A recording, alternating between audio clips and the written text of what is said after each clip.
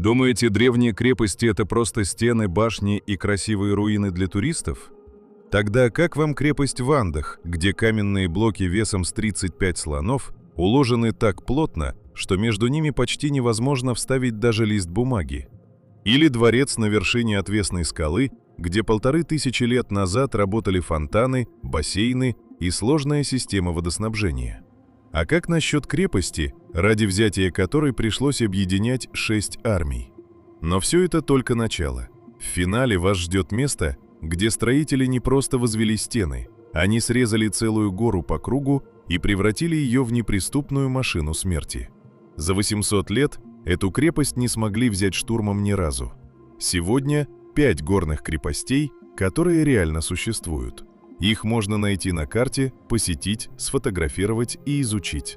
Они не из легенд, не из фантастических фильмов, но каждая задает один и тот же неудобный вопрос.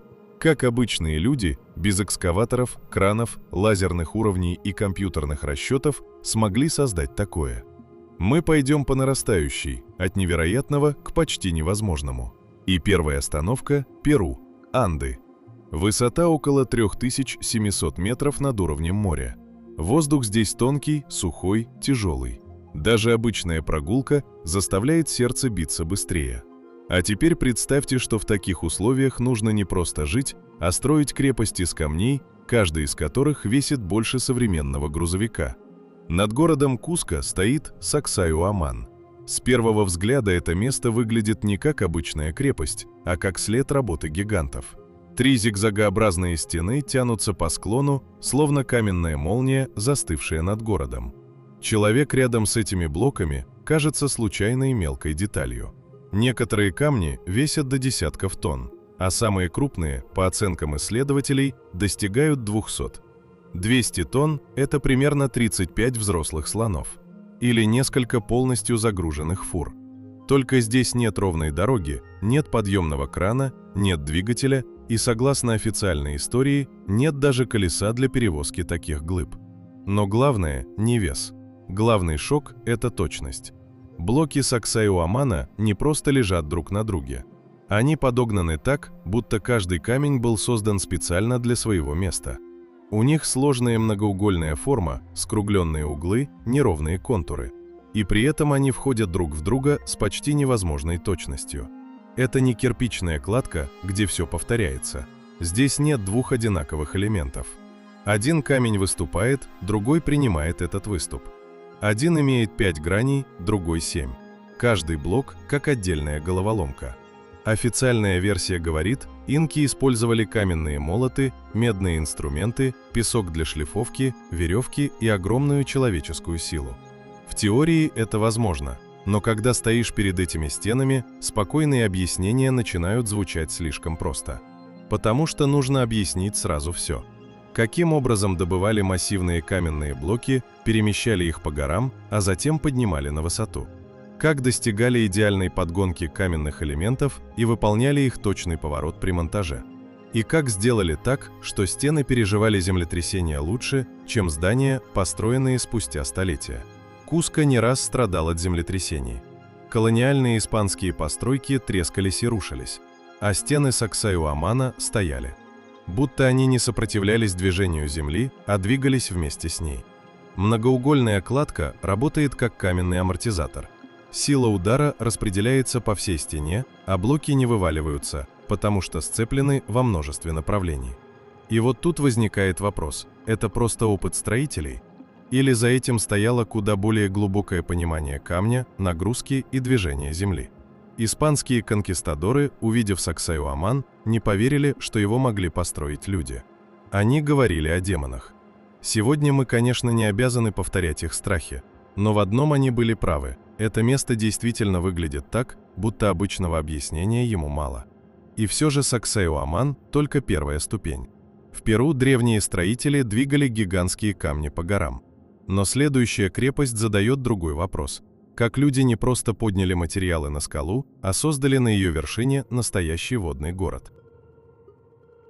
Переносимся в Шри-Ланку. 5 век нашей эры. Джунгли, жара, влажный воздух, красная земля, лианы, птицы и густая зелень до горизонта. И посреди всего этого одинокая скала высотой около 180 метров. Она поднимается из равнины почти вертикально, не как холм, не как обычная гора, а как гигантский каменный столб.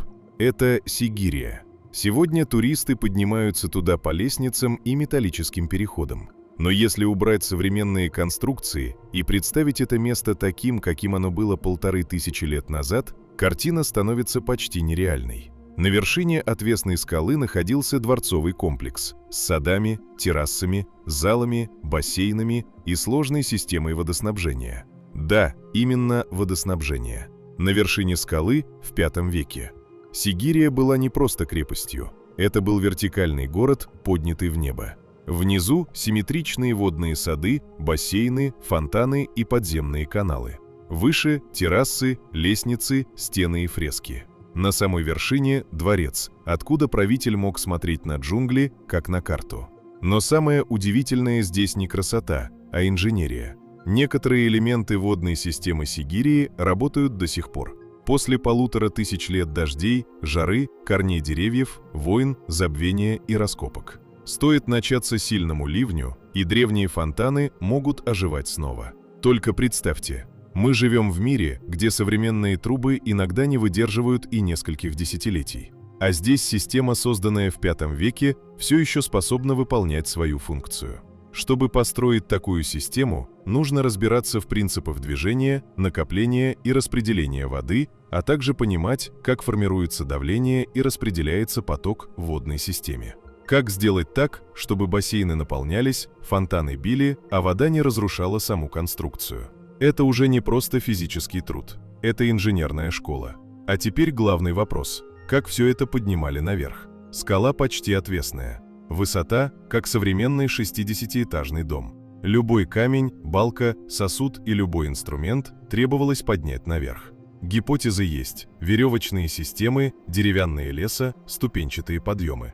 Но ни одна из них не закрывает всех вопросов сразу. Особенно если учесть, что Сигирия – это не маленькое убежище, а огромный продуманный комплекс. И есть еще одна загадка – фрески. Сегодня сохранилась только часть изображений женских фигур. Но раньше, возможно, ими была покрыта огромная площадь западной стены скалы. Кто это были? Богини? Царские женщины? Небесные девы? Символ власти? Однозначного ответа нет. Сигирия говорит, человек может поднять цивилизацию на вершину скалы. Но следующая крепость говорит громче. Потому что если Сигирия поражает высотой и водой, то Кумбхалгарх поражает масштабом. Индия, Раджастан, горный хребет Аравали. Сухие склоны, пыльные дороги, каменные холмы и резкое солнце. Среди этих гор стоит крепость, о которой за пределами Индии знают намного меньше, чем о Великой Китайской стене. Хотя ее собственная стена выглядит так, будто ее строили не для людей, а для великанов. Это Кумбхалгарх. Стена крепости тянется примерно на 36 километров. 36 километров камня. Это расстояние, которое пешком можно проходить несколько часов. Только здесь это не дорога, а укрепленный периметр, который идет по горам, поворотам, склонам и каменным гребням. Толщина стены местами достигает 15 метров. По преданию, по верху стены могли проехать несколько всадников в ряд. Даже если отбросить легендарные преувеличения, масштаб все равно остается ошеломляющим. Стена Кумбхалгарха не просто окружает крепость. Она подчиняет себе ландшафт. Она идет по горам так, будто строители не обходили препятствия, а заставляли сами горы становиться частью обороны. Официально главный этап строительства связывают с Раджей Кумбхой, правившим в 15 веке. Но проблема в том, что история этого места начинается раньше. Внутри крепостного комплекса есть более древние сооружения. Считается, что первые укрепления могли существовать здесь задолго до Кумбхи. Некоторые версии связывают раннюю историю с VI веком и правителем Сампрати из династии Маурьев. Но твердых письменных свидетельств почти нет. Перед нами гигантское сооружение, сложнейший военный объект, огромная стена в горах, а часть его ранней истории словно вырезана из памяти. Никакого полного рассказа о том, кто первым выбрал это место, как размечал стены, организовывал труд, доставлял камень и как проектировал оборону на таком огромном участке. Только камень. И этот камень говорит многое. Кумбхалгарх построен так, что нападение на него превращалось в кошмар. Дороги ведут вверх. Ворота расположены не по прямой. Подходы контролируются с высоты. Враг не может просто подойти к стенам широким строем. Он вынужден подниматься, растягиваться, терять порядок и попадать под обстрел. Крепость была не просто домом правителя. Это был горный организм, где каждый поворот работал против нападающего. По историческим сведениям, Кумбхалгарх был захвачен только один раз, и то не благодаря прямому штурму. Против него объединились силы нескольких государств. У защитников закончилась вода, то есть крепость сломали не стенобитными машинами и не героическим прорывом, ее сломала осада. Сама архитектура выдержала, и в этом ее главный секрет. Кумбхалгарх был создан, чтобы изматывать, заставлять врага терять силы еще до боя, чтобы расстояние, жара, высота, камень и вода работали как оружие. Если Саксайо-Аман – это загадка каменной точности, а Сигирия – загадка воды на вершине скалы, то Кумбхалгарх – загадка организации. Как в горах создать 36 километров единого оборонительного периметра? Как удержать такой проект, проконтролировать качество и сделать так, чтобы стена была не просто длинной, а действительно работала? Ответы есть частичные, но полного объяснения ранней истории этого места нет. И все же даже Кумбхалгарх уступает следующей крепости в одном. У нее были архивы, были книги. Возможно, там были ответы, а потом все сгорело. Иран. Горы Эльбрус. Высота более 2000 метров. Скалы здесь острые, сухие, суровые. Дороги петляют между ущельями. Облака цепляются за хребты.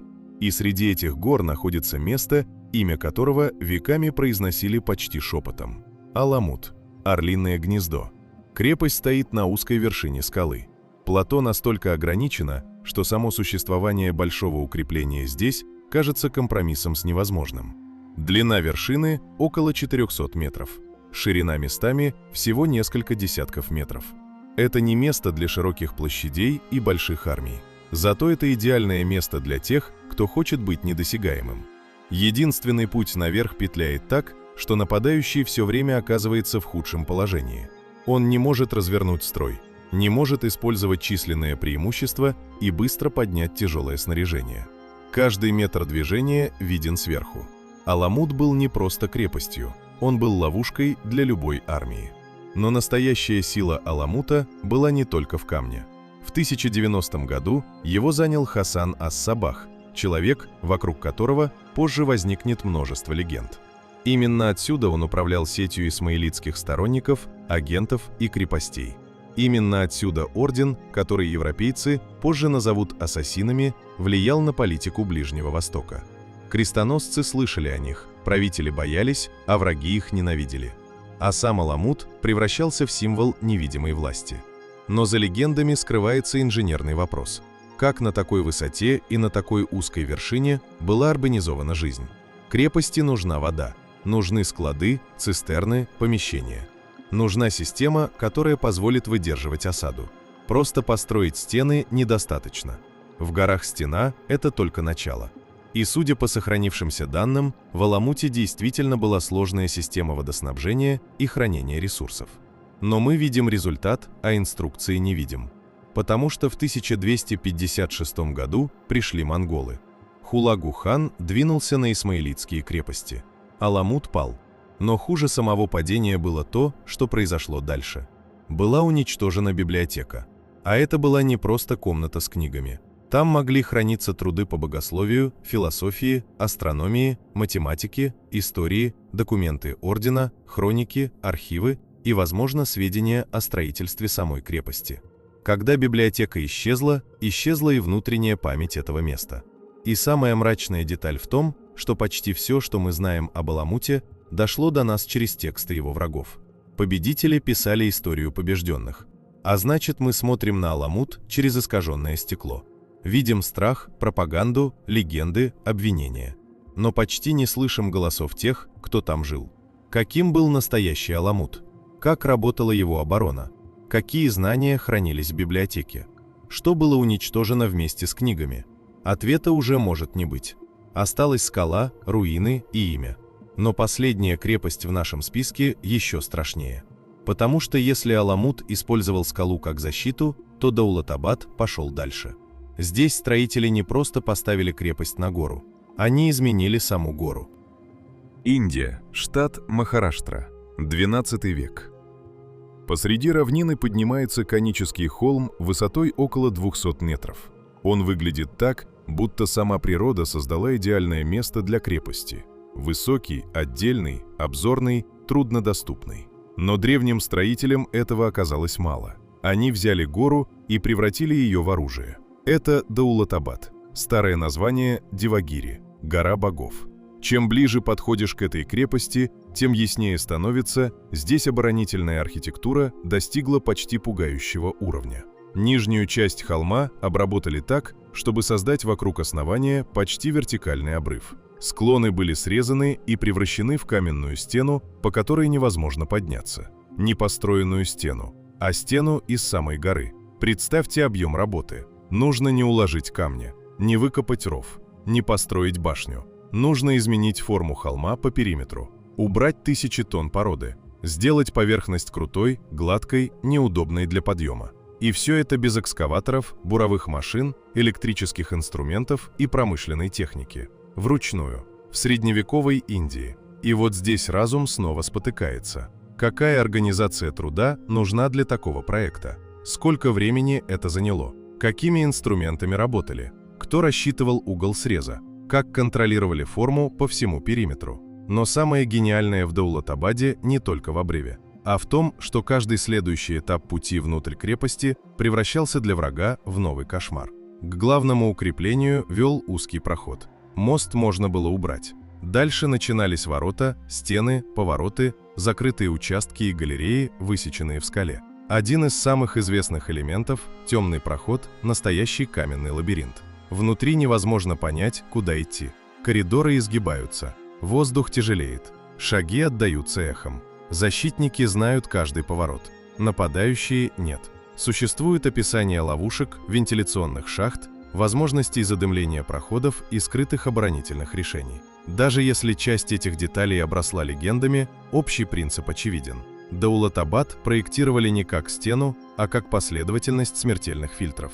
Враг должен был пройти не одну линию обороны. Он должен был пройти цепочку испытаний. Сначала расстояние, потом стены, ворота, ров, мост, скала. Затем темнота, лабиринт и защитники сверху. Это не крепость. Это машина, которая перемалывала штурм еще до того, как он начинался. Именно поэтому история Даулатабада звучит почти неправдоподобно. За 800 лет крепость не была взята прямым штурмом ни разу. Ни одной армии не удалось просто прийти, прорвать оборону и захватить ее силой. Единственный успешный переход власти был связан не с победой снаружи, а с изменой или внутренними обстоятельствами. То есть архитектура сделала свое дело. Она выполнила задачу полностью. Но никакая крепость не выдержит долгую осаду без воды. И в Даулатабаде была сложная система цистерн, каналов, резервуаров и гравитационных водоводов. Она позволяла гарнизону держаться автономно. Вода в осаде важнее золота, важнее оружия и численности врагов.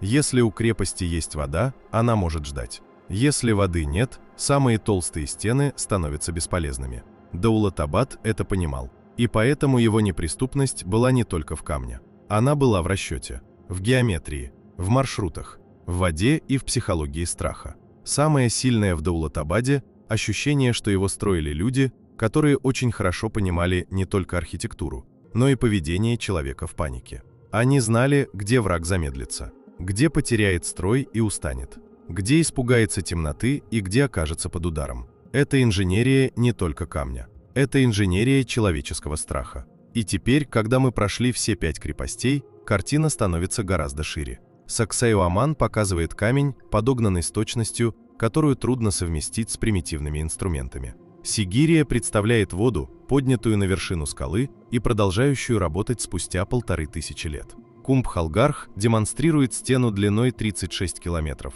за которой скрывается утраченная ранее история. Аламут показывает крепость, чьи ответы сгорели вместе с библиотекой, оставив нам только рассказы врагов. Даулатабад демонстрирует гору, превращенную в неприступную военную машину. 5 стран, 5 эпох, 5 разных культур. И один общий вопрос. Может быть, мы слишком привыкли считать древних людей простыми. Мы смотрим назад из мира бетона, стали, спутников, компьютеров и думаем, что все, что было до нас, должно быть грубее, слабее и примитивнее. Но камень не знает наших предрассудков. Он просто стоит. Стоит в Андах, в джунглях Шри-Ланки, в горах Раджастана. Стоит над иранскими ущельями и посреди равнины Махараштры. И каждый раз говорит одно и то же.